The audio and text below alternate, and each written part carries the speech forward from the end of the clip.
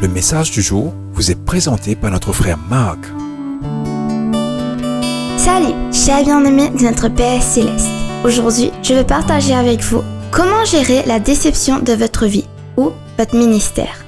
Je l'ai vécu et je veux partager mon expérience avec vous. Bien-aimés, avez-vous déjà remarqué à quel point les gens peuvent oublier les choses? Ils oublient rapidement toutes les façons dont les autres les ont aidés dans le passé. Et ils finissent par se plaindre plus tard. Petit exemple. Les enfants oublient ce que leurs parents ont fait pour eux. Les époux se prennent pour acquis. Au travail, les patrons passent à d'autres employés facilement. C'est la nature humaine. Beaucoup de croyants et même de pasteurs en font l'expérience directe. Malgré des années de service fidèle, leur congrégation ne se souviennent que de leurs échecs. Ces pasteurs travaillent si dur et personne ne semble s'en apercevoir. Il y a aussi tellement de croyants qui sont découragés, frustrés, parce que l'administration de l'Église et les gens de l'Église ne se souviennent plus de leur bon service et de leur contribution pour l'avancement de l'Église locale. Ils pointent toujours du doigt leurs mauvaises actions. C'est peut-être la position dans laquelle vous vous trouvez aujourd'hui. Tu n'es pas seul. Les gens dans la Bible ont déjà vécu la même expérience. Alors, bien-aimés, prenons un exemple de la parole de Dieu. Moïse. Moïse a également connu ce genre de déception. Nous pouvons apprendre beaucoup de la façon dont Moïse traite ses plaintes. Voici donc l'histoire. 3 jours après que Moïse a conduit le peuple de Dieu à travers de la mer Rouge, l'un des plus grands miracles de l'histoire du monde, la Bible dit « Le peuple se sont dressés contre Moïse ».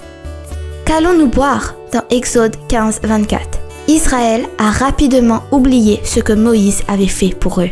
Au premier signe de trouble, les Israélites se sont plaints. Leur devise pendant leur séjour dans le désert semble être « En cas de doute, grognez contre Moïse ». Une minute, Moïse était un héros. La suivante, il était un zéro. De nos jours aussi, à notre époque, il semble que les gens du monde et de nombreux croyants utilisent également la même monnaie. Dans ce cas, laissons Moïse être notre enseignant et nous expliquer comment gérer dans une telle situation. Moïse a fait 2 choses que nous pouvons également copier dans notre vie. Premièrement, Moïse n'a pas maudit ses critiques. Et deuxièmement, Moïse a traité proactivement ses déceptions. Alors, bien-aimés, ne vous découragez pas. Il y a encore de l'espoir pour l'avenir.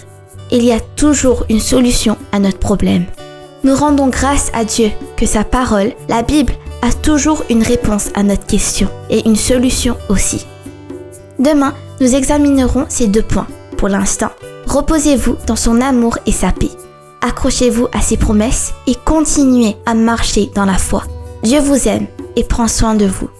Profitez de votre journée en lui. On se rencontre demain. Au revoir. Si toi aussi tu crois que la parole de Dieu est une bénédiction, partage-la et sois une source de bénédiction pour les autres toi aussi.